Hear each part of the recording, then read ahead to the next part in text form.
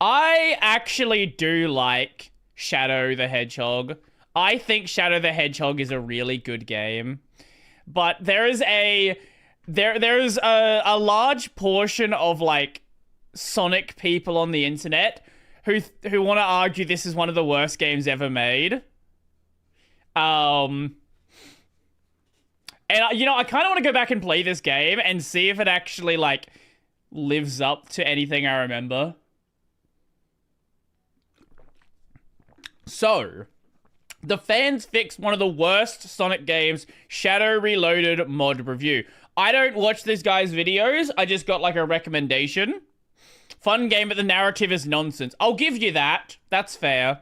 I've said it before and I'll say it again. Sonic fan developers have produced a lot of impressive results. Another thing I've said before is that if you're a Sonic fan who only plays on consoles, you are really missing out big time. I would be lying if I said the fan development community wasn't a big part of why I'm even able to enjoy the series at all. Whether that's fully original games, or fully original remakes of classic games, or rebuilding ass-tastic games from scratch and making it a masterpiece, or porting whole games to PC when Sega won't, and doing a good job with it, it's nearly endless.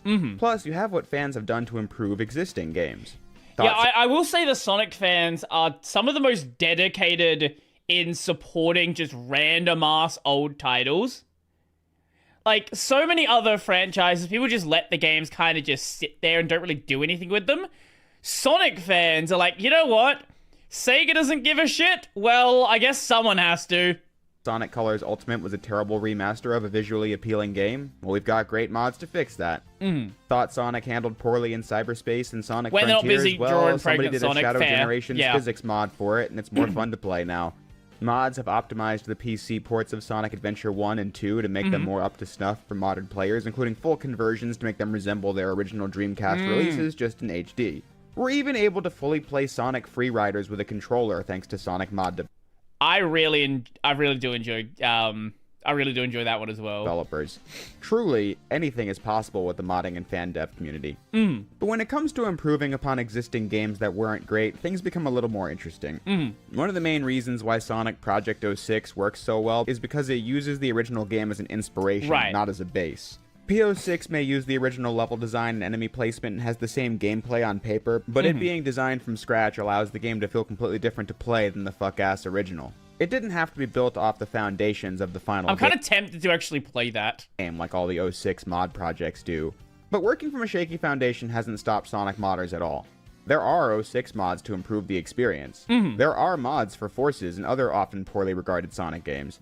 Which leads to the subject of today's video. Put the energy to productive use? No. This is the same reason projects like Asahi Linux exist. People want to do something stupid, so they're gonna do something stupid. I really want to get Project 06, but I can't find where the hell you get it. What is this? What have you sent me? Let me just... I'm not going to watch another video today, but let me just see what that is. Okay, it's 2 minutes long. I'll take a look at it after this video. 2005. I grew up with this game. It was my very first 3D Sonic experience back on PS2. A lot of kids grew up playing this game and thinking Shadow was the sickest character Yeah, because he is! Look at him, he's got a fucking gun! That means he's cool! ever conceived. But that didn't make the game good. Nah, it fuck reviewed you. very poorly when it came out and was And scorned they're by wrong. older fans online. Fuck game when it was newer. reviewers. When I did do a full retrospective on Shadow the Hedgehog back in 2020, I also said the game wasn't good, to the shock of many Gen Z Sonic fans, which in turn surprised me because I thought everyone was up to speed in this game's history and reputation. My understanding is the only people that actually... Like, the only reason people started hating this game, and I think some of the comments in here... some of the comments in here actually explain it when I had a look at some of them before. Yeah, like, most of the hate around this game didn't actually happen until, like, there became a Sonic community on YouTube. Like, most of this is, like, fabricated YouTube drama.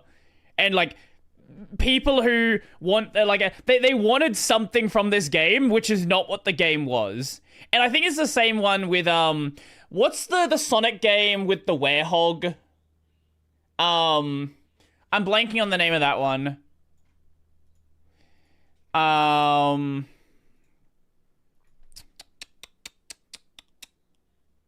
Sonic Unleashed, yeah.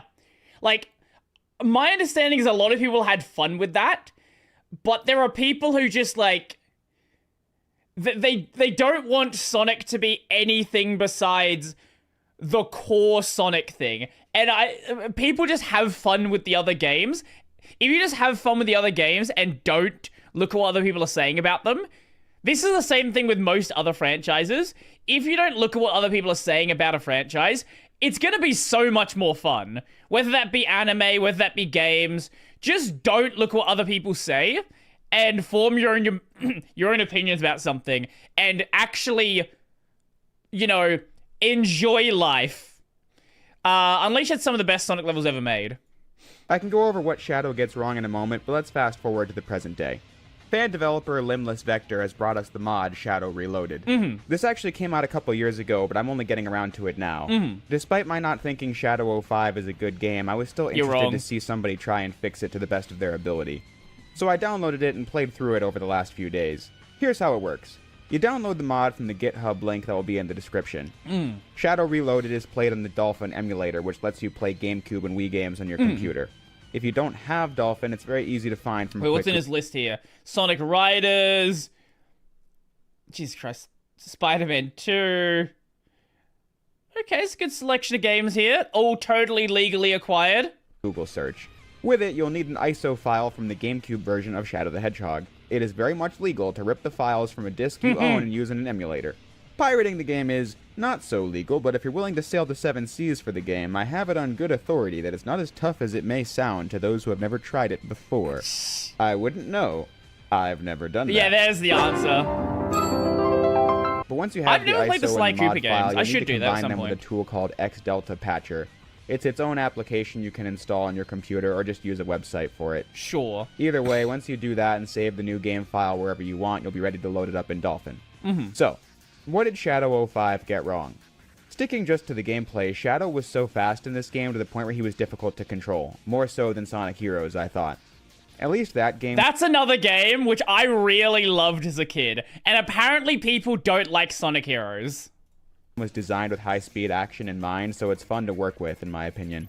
In Shadow, the levels aren't like that. You need to take it slower so you can complete the missions, but you're either slipping and sliding or inching around. And then, the time-honored moves like the spin dash and the homing attack function like trash.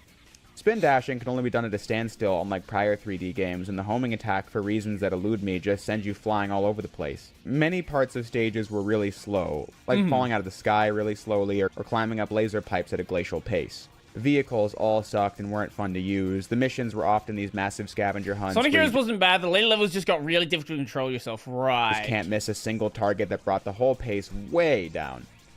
And you had to beat the game 10 different times to unlock the true ending. The branching pathways... That's completely normal for a lot of games. ...led to 10 different endings, and you needed to find a way to unlock all 10 to get to the last story, which showed the secret true ending. But often, the plot through these pathways was nonsense. Each playthrough was kinda short, so playing it 10 times doesn't take a super long time, but it just feels really unsatisfying. The ranking system was also the easiest the series had thus far, and it was a poorly made game, if you ask me. Nah. But as I said in my recent video on enjoying games people consider bad, it doesn't really matter that much. You know, I played this game a lot in the last 20 years. I have my opinions on how it was done. This is the thing, right? If a game was actually bad, you wouldn't have played it a lot in the past 20 years. Games that are legitimately bad, you don't go back to. And I think this is a problem, right? A lot of people they confuse things. They confuse the idea of a game that is actually bad and they don't want to play, and something they consider a guilty pleasure. I think guilty pleasures are something really fucking cringe. Just enjoy things. Like, if you've played it a bunch, you don't actually hate it. But I don't mind playing it either. Unless you hate yourself. I know my way around it, which is why I was excited to finally play the mod. Right away, I thought the mod looked really good. It's not a 4K texture redo or anything, it is the original game, but you can play it well in 16:9 with the UI edited to work well in that format. And there have been some fixes like bloom reduction too, making the game more visually appealing. But then Shadow Reloaded fixes or improves it. Yeah, like, this is another thing where we'll talk about, like, guilty pleasure songs or guilty pleasure anime. Just fucking enjoy things. You don't have to justify why you like something. Like, you don't need to explain to other people why there are things you enjoy. Just like things. Many of the original game's issues. I'll start by looking at the list of bigger ones I went over a moment ago. The controls feel a lot better to work with in this version. Shadow still runs really fast in this, but at top speed he feels easier to control. But the levels weren't really that designed around speed must anyway. Be good for someone. I think it's fun. I think it's really fun. To me, guilty pleasure is something you know you like, even though it's well established to not be good. Yeah, I just don't like the concept. I understand why people say it. I just think it's fucking cringe. Just like things. Like, you don't need to justify why you like them. The fixes are more important. The homing attack is much faster when spamming the button, and the accuracy is better than the original. Sometimes it veers off, but a huge improvement over the original nevertheless. Another nice improvement is that if you want to do the jump dash instead of the homing attack while enemies are nearby, you can hold down the L button to force a jump dash. L. The trailer on YouTube shows sections where this would be useful for speedrunning, which will be important in a moment. A lot of Shadow Reloaded's improvements involve the pacing of the stages. For example, in Digital Circuit, Shadow has to wait a long time to ride up these laser poles, but in Reloaded it's much quicker. Right. In Mad Matrix, Shadow has to ride these digital trails and it was super slow. Here you can hold a button and make Shadow go really fast. That's cool. This is useful in the neutral and hero missions where getting from point A to point B is the objective, but you can also press a button to slow him down, which could come in handy with the dark mission where you need to hit all the bombs in the trails. If you can think of any slow or clunky element from the original game, it's been improved with easy tweaks, such as the melee weapons being usable at high speed and doing frame-by-frame damage. Look at how cool that is, though! Instead of a floaty double jump, so you can keep the flow going for as long as possible. The mech walkers and sky troops in Iron Jungle control the same on the ground, but instead of the super slow hover that kills the pace, you have a hover that's more akin to the mech walkers in the adventure games, which feel a lot better to play. The vehicles are also faster and easier to use, but Shadow is still more fun to use in the ground. Look at how bad that... Okay, I will say this is the worst looking vehicle I've ever seen. This was a PS2 and GameCube game, by the way, not on the PS1. But you gotta appreciate the effort. The next major thing that brought down the Shadow experience was the missions. As stated, too many of them were these massive scavenger hunts in large spaces, all with no map or radar or guidance of any kind. Sure, in missions okay, with multiple rooms and pathways and floors like Central City and Lost Impact and the Doom, things got frustrating really fast. But for each mission in the game, the total number of required targets has been edited in the mod to go from every single one in the map to most of them. Right. That way you can miss a few and still beat the mission.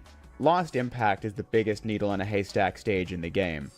You had to destroy every artificial chaos monster to beat the hero mission of the stage, and I remember being bottlenecked here as a kid for... I don't remember anything in Shadow being that blocky. It's the only thing I've seen so far that is. ...for a long time. But if it was like this in the original, it wouldn't have been so bad, because you don't need to find them all. It also helps that the glitch in the Doom where one robot wouldn't spawn in has been eliminated. Speaking now as someone who has fully A-ranked the original Shadow multiple times, the mission requirements don't bother me much. Remember what I was saying before about how he doesn't actually hate the game? You don't fucking A-rank a game multiple times if you actually hate it. Anymore, but this is an addition that certainly would make the game more approachable. But speaking of the ranking system, that's also been adjusted. In the OG, as long as you beat the mission with a somewhat reasonable time at the end, you'd be granted the A rank. It was nowhere near as fun to complete as SA2 or Sonic Heroes, which required you to really get good at every stage to get those ranks. In Reloaded, it's much more difficult to get the top ranks since the entire system was rebalanced. Even adding in the S rank from later games for extra challenge, which is what I was talking about earlier when you want to take advantage of new routes with your new moveset. And the designers also replaced the 5 keys from each level of the original game to the 5 red ring system from recent Sonic games, and each one hidden in hard-to-find spots. All that's pretty cool, but regarding completion, the most interesting change is the path to unlocking the last story. In the original game, there were 5 possible last levels. Gun Fortress, Black Comet... You know that YouTubers do things they may not like for content, right? He said he's done it many times over the past 20 years.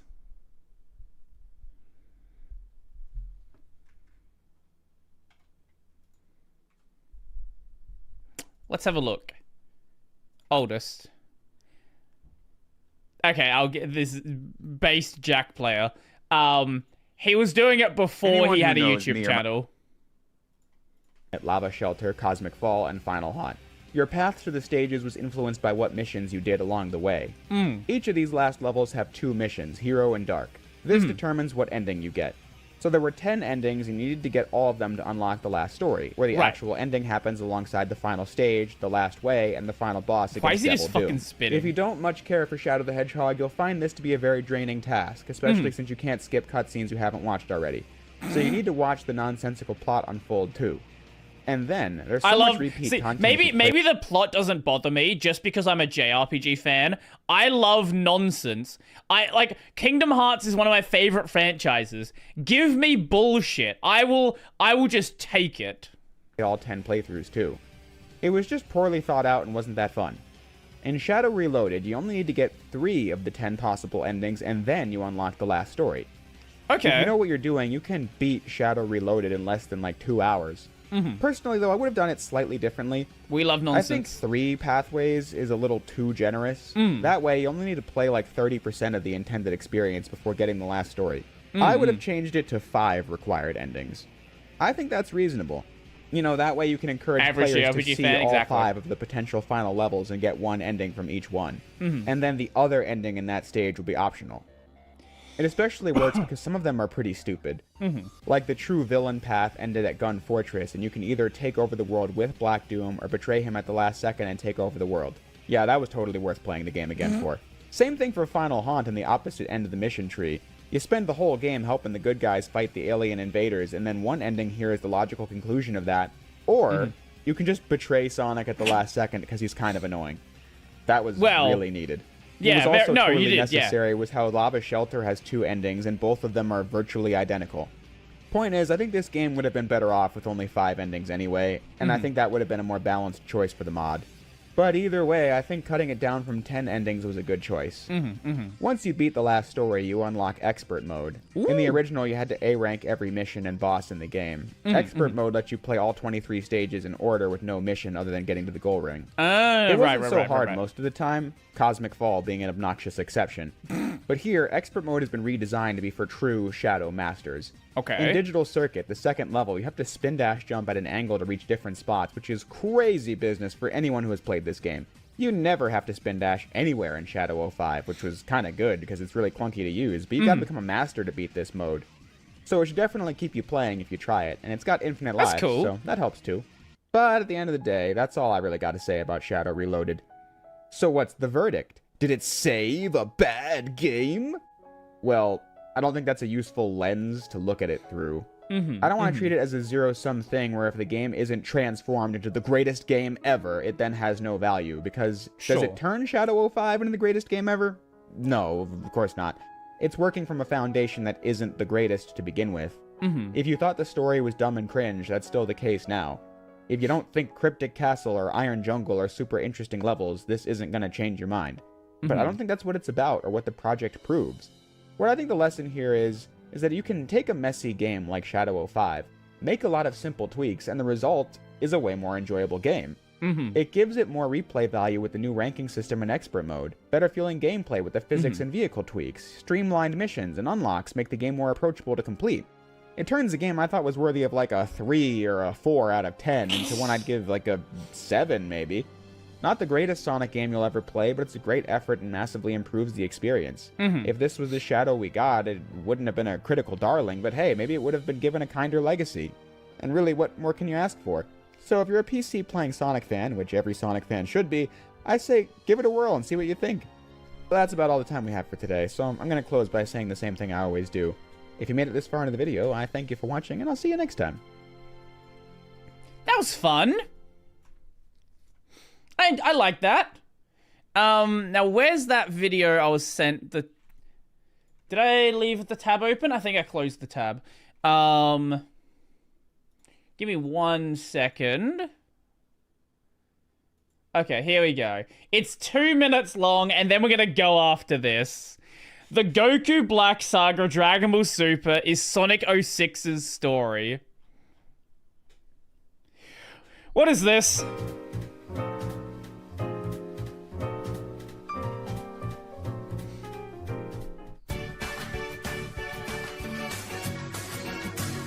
Future Trunks Saga Dragon Ball Super is Sonic 06's story, okay. The plot stars an upbeat protagonist, a former antagonistic rival who's now the deuteragonist, and a well-meaning time traveler. The main villains are an immortal monster and an evil doppelganger that resembles one of the heroes. The time traveler fights in an apocalyptic future, alongside his badass female friend. The doppelganger travels to the present. The time traveler fights the Side his badass female friend. Yeah, I forgot about her. The doppelganger travels to the present. The time traveler fights the protagonist in a more aggressive mood. The time traveler appreciates how peaceful the present is. The deuteragonist spars with the time traveler. I think he's cooking. The latter hero will, somewhat, utilize later. The protagonist and the deuteragonist go to the apocalyptic future, where they fight the doppelganger and the immortal monster. The doppelganger transforms into a more powerful state, and one-ups the I think he's cooking here. deuteragonist. The protagonist has some really stupid moments. The origin that applies to most things. of the villains is deeply investigated. The doppelganger technically kills the protagonist. The deuteragonist has a rematch with the doppelganger, and gives an empowering speech about himself. The doppelganger creates multiple copies of himself. The time traveler attempts to seal the immortal monster, but it fails. The two villains fuse using mystical jewelry. The fused antagonist has two forms, an angel-like figure and a grotesque behemoth. The three heroes Okay, you know what? You know what I think he's cooking here? Wait a second. battle the fused antagonist. Almost everyone in the world is exterminated. The story ends in a cop-out where a new timeline is created, as if the heroes' efforts were practically worthless. The following story is a more lighthearted excursion that involves a wish-granting entity who's afraid of a purple baddie. Okay, you know what? I think he cooked. I think he cooked there. God damn it. Okay. You're still streaming, makes me feel bad. I'm gonna end very shortly. I do have to head out and do some stuff. Yeah. So, I guess we'll end it there. I'm not too sure what's gonna happen stream-wise tomorrow.